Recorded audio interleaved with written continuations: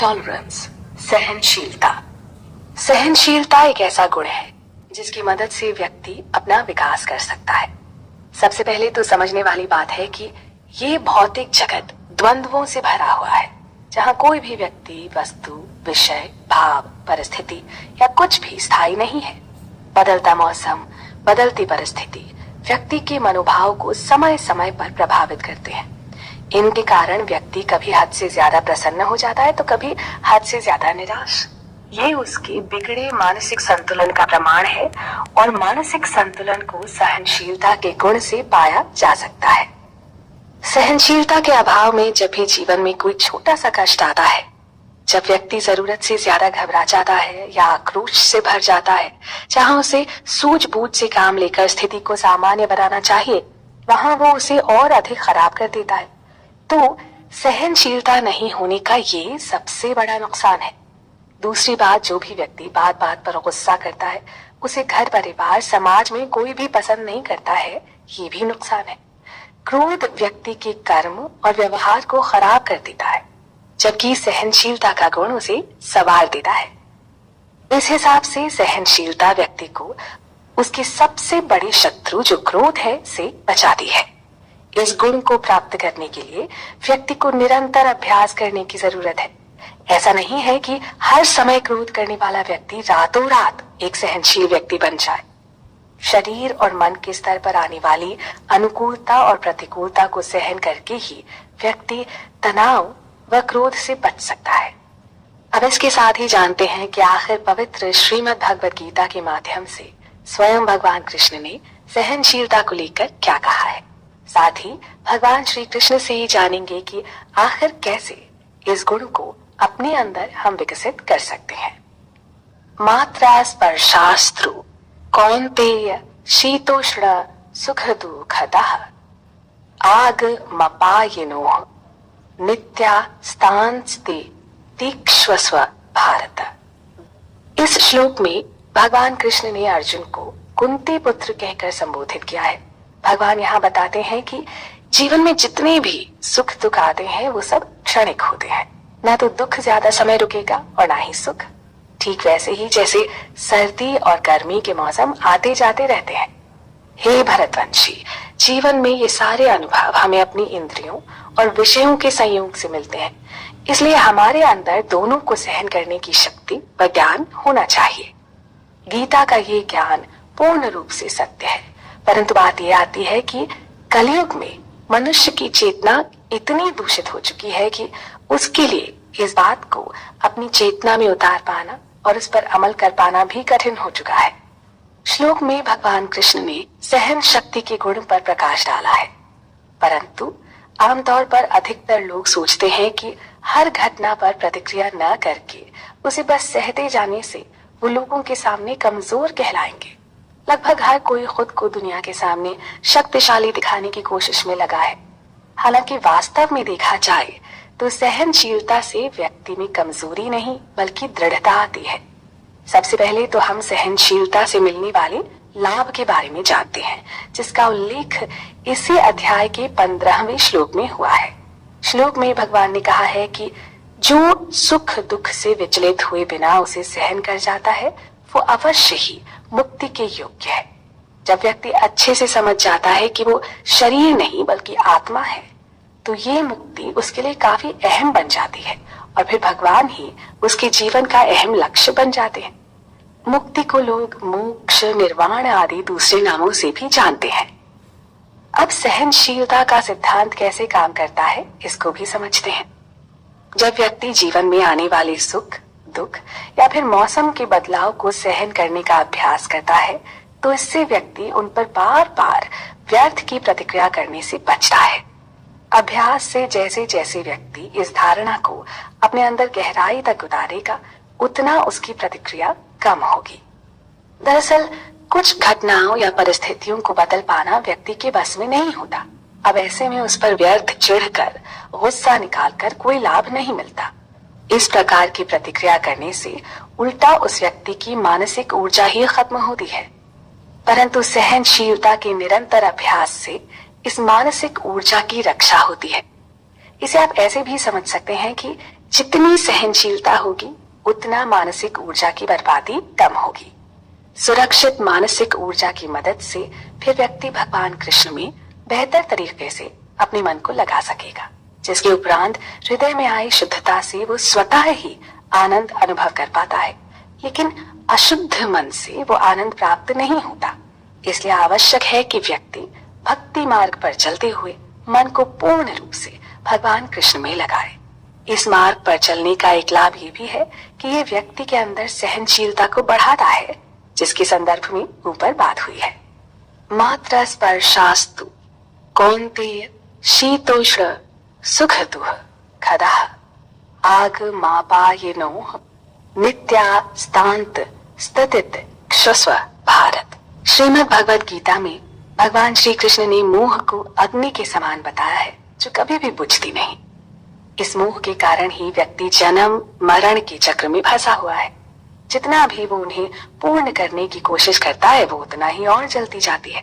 एक के बाद एक नई इच्छा व्यक्ति को जलाती रहती है। व्यक्ति उनको पूर्ण करके राहत पाना चाहता है, लेकिन इच्छा अगर पूर्ण हो जाती है तो उसका भोग करने का लालच और बढ़ जाता है, और जब इच्छा पूर्ण न हो पाए तो उससे क्रोध उत्पन्न हो जाता है। दोनों ही स्थितियां खराब हैं। अब अगर व्यक्ति अपनी इच्छाओं को पूरा नहीं करता तो उसको बेचैनी घुटन महसूस होने लगती है। ज्ञान पाकर वो खुद को रोकने का प्रयास तो करता है, लेकिन कई बार परिस्थिति का गुलाम सा अनुभव करने लगता है। अक्सर जीवन में हम ऐसा अनुभव करते हैं जब हालात हमें बड़ा कमजोर बना देते हैं, उनसे जीत पाना बड़ा मुश्किल हो जाता है। ऐसे में हमें अध्याय 2 के इस 14वें श्लोक को समझना चाहिए। श्लोक में भगवान कृष्ण कहते हैं कि जीवन में जितने भी सुख दुख आते हैं वो सब क्षणिक होते हैं, तो ना दुख ज्यादा समय रुकेगा और ना ही सुख। ठीक वैसे ही जैसे सर्दी और गर्मी के मौसम आते जाते रहते हैं। हे भरतवंशी, जीवन में ये सारे अनुभव हमें अपनी इंद्रियों और विषयों के संयोग से मिलते हैं, इसलिए हमारे अंदर दोनों को सहन करने की शक्ति व ज्ञान होना चाहिए। जब व्यक्ति भगवान कृष्ण द्वारा दिए इस ज्ञान को पाकर अपने अंदर सहन शक्ति का गुण विकसित करता है, तब वो खुद को परिस्थिति का गुलाम नहीं समझता। वो जान जाता है कि सुख दुख भौतिक जीवन का हिस्सा है और कई सारी घटनाएं उसके बस में नहीं होती जिन्हें कि वो बदल सके। जब बहुत गर्मी या ठंड पड़ती है तो इस पर व्यक्ति का कोई बस नहीं होता। इस बात पर व्यर्थ में आक्रोश दिखाने के बजाय उस हालत में ही आगे बढ़ने का कोई दूसरा रास्ता देखना चाहिए। व्यक्ति को ध्यान रखना चाहिए कि ये भौतिक जगत अस्थायी है और यही नियम यहाँ के हर एक विषय वस्तु पर लागू होता है। चाहे वो कोई व्यक्ति हो, कोई स्थान हो, कोई भाव हो या कैसी भी परिस्थिति क्यों ना हो, सब कुछ यहाँ समय के साथ बदल जाता है। ऐसे में अगर व्यक्ति को कभी बुरा समय देखने को मिलता है तो उसे विश्वास रखना चाहिए कि वो भी एक दिन चला जाएगा। इस प्रकार सहनशीलता की सहायता से व्यक्ति आक्रोश भाव से मुक्त होकर जीवन के वास्तविक लक्ष्य जो स्वयं श्री कृष्ण है पर अपने ध्यान को अच्छे से केंद्रित कर पाता है। जितना अच्छे तरीके से वो भगवान में अपना ध्यान लगाता है, उतना वो इस भौतिक जगत की परेशानियों में खुद को संभाल पाता है। अपनी वास्तविक चेतना से जुड़कर व्यक्ति फिर भौतिक दुनिया में गुलाम होता हुआ भी स्वतंत्र भाव से अपनी जीवन यात्रा को पूर्ण कर सकता है। आवतम ज्ञानमेतेन ज्ञानिनो नित्य वैरणा काम रूपेण कौन्तेय दुष्पूरिणान लीन च। भगवान कृष्ण अर्जुन को कहते हैं कि हे कौन्तेय, मोह उस अग्नि के समान है जो कभी नहीं बुझती। परमात्मा के अंश के रूप में एक जीवात्मा भी शुद्ध चेतना होती है, लेकिन मोह उसको ढक लेता है। ये शुद्ध चेतना विषय भोगों में लगकर दूषित हो जाती है और व्यक्ति इस वजह से पाप की ओर अग्रसर होता ही चला जाता है। वैसे ये बात पूर्ण रूप से सत्य है, क्योंकि व्यक्ति अपनी एक भौतिक इच्छा को पूरा करता है तो मन उसे दूसरी इच्छा की ओर धकेलता है। इस तरह एक के बाद एक इच्छाओं की पूर्ति करते हुए भी काम भाव कभी शांत नहीं होता, उल्टा बढ़ता ही रहता है। इस समस्या से बचने के लिए व्यक्ति को अपने मन को सच्चे ज्ञान के माध्यम से प्रशिक्षण देना होता है और फिर उसका निरंतर अभ्यास करना होता है। अब उदाहरण के तौर पर जब किसी इमारत में आग लगती है तो उसमें रहने वाले लोगों से लेकर आसपास तक के लोग बुरी तरह घबरा जाते हैं। जिसको जो समझ आता है वो करने लगता है। डर के मारे लोग अव्यवस्था की स्थिति बना देते हैं, लेकिन अग्निशमन दल के लोग इस भयानक स्थिति में भी पूरी धैर्यता से कार्य करते हैं। इसका कारण है कि उनके पास इस प्रकार की स्थिति का सामना करने हेतु पर्याप्त प्रशिक्षण होता है। ठीक इसी प्रकार व्यक्ति के पास भी मोह रूपी अग्नि से बचने का प्रशिक्षण होना चाहिए, जो प्रशिक्षण उसे आध्यात्म के मार्ग पर चलकर और पूर्ण रूप से भगवान कृष्ण की शरण लेकर ही मिल सकता है। परंतु यहाँ भी समस्या ये आती है कि अध्यात्म के मार्ग पर चलते हुए भी मन में अनेकों इच्छाएं आती हैं, जो मन को पूरी तरह विचलित कर देती हैं। अब इस मार्ग पर जो कमजोर होता है वो उतना जल्दी उनके बहकावे में आ जाता है और उन इच्छाओं की पूर्ति में लग जाता है। कई लोग बड़ा संघर्ष करते हैं अपनी भौतिक इच्छाओं से बचने की, लेकिन इस प्रक्रिया में वो अंदर ही अंदर काफी असंतुष्टि और व्याकुलता अनुभव करते हैं। आखिरकार वो उनको संतुष्ट करने का विचार बना ही लेते हैं, ये सोचते हुए कि ऐसा करके वो संतुष्ट हो जाएंगे। लेकिन एक इच्छा के पूर्ण होने के बाद फिर दूसरी इच्छा आ जाती है और ये क्रम कभी रुकता नहीं है। इन सब के विपरीत जो व्यक्ति आध्यात्मिक मार्ग पर चलते हुए मजबूत हो जाता है, वो पहले ही चरण में अपनी इच्छाओं को रोकने का प्रयास करता है। यानी वो भगवान कृष्ण की शरण लेकर और आध्यात्मिक ज्ञान की मदद से प्रशिक्षित हो चुका होता है, ठीक अग्निशमन दल की जैसे, जो गंभीर परिस्थिति में भी शांति से अपना कार्य पूर्ण करता है। आध्यात्मिक रूप से प्रशिक्षित व्यक्ति भक्ति मार्ग पर चलते हुए मन में उठने वाली इच्छा रूपी अग्नि को बढ़ने से पहले ही बुझा देता है, क्योंकि वो अच्छे से जानता है कि उसके जीवन निर्वाह हेतु क्या आवश्यक है और क्या मात्र व्यर्थ के प्रलोभन है। इस प्रशिक्षित अवस्था में उसके लिए सिर्फ भगवान कृष्ण महत्वपूर्ण रह जाते हैं। इस श्लोक से समझ आता है कि भौतिक इच्छाओं से बचने के लिए व्यक्ति में सहनशीलता होना बड़ा आवश्यक है। इच्छाओं के वेग को सहन करके ही वो सफलता प्राप्त कर सकता है, लेकिन ये सहनशीलता व्यक्ति के अंदर अचानक अपने आप ही पैदा नहीं हो जाती। कोई भी सिर्फ अपने बल बुद्धि के दम पर भौतिक इच्छाओं से नहीं लड़ सकता। यही कारण है कि व्यक्ति को हमेशा आध्यात्मिक मार्ग पर चलते हुए भगवान की शरण लेने को कहा जाता है, जहाँ उसे इन इच्छाओं से बचने की शक्ति, सहनशीलता जैसा गुण और श्री कृष्ण की कृपा प्राप्त होती है। शक्नोत्यैव यः सोढ़ु प्राक् शरीर विमोक्षणात् काम क्रोधोद्वम वेगम स युक्तः स सुखी नरः। इस श्लोक में भगवान कृष्ण अर्जुन को बताते हैं कि जो व्यक्ति शरीर को त्यागने से पहले काम व क्रोध के वेग को सहन कर जाता है, ऐसा व्यक्ति ही सच्चे मायने में सुखी है और वही सच्चा योगी है। यहाँ भी सहनशीलता की बात आई है, जो व्यक्ति का एक अनोखा गुण है, जिसकी सहायता से वो अपने जीवन को सरल सुगम बना पाता है।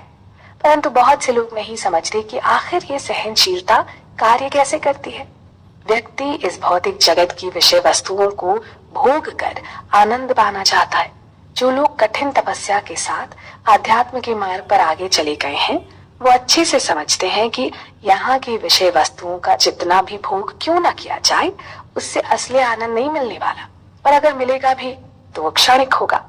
परंतु अधिकतर लोग मन में उठने वाली तीव्र इच्छाओं को रोक पाने में असफल हो जाते हैं। उन्हें लगता है कि ऐसा कर पाना संभव नहीं, और सुख पाने के लिए उन इच्छाओं को पूरा करना जरूरी है, वरना जीवन नीरस हो जाएगा।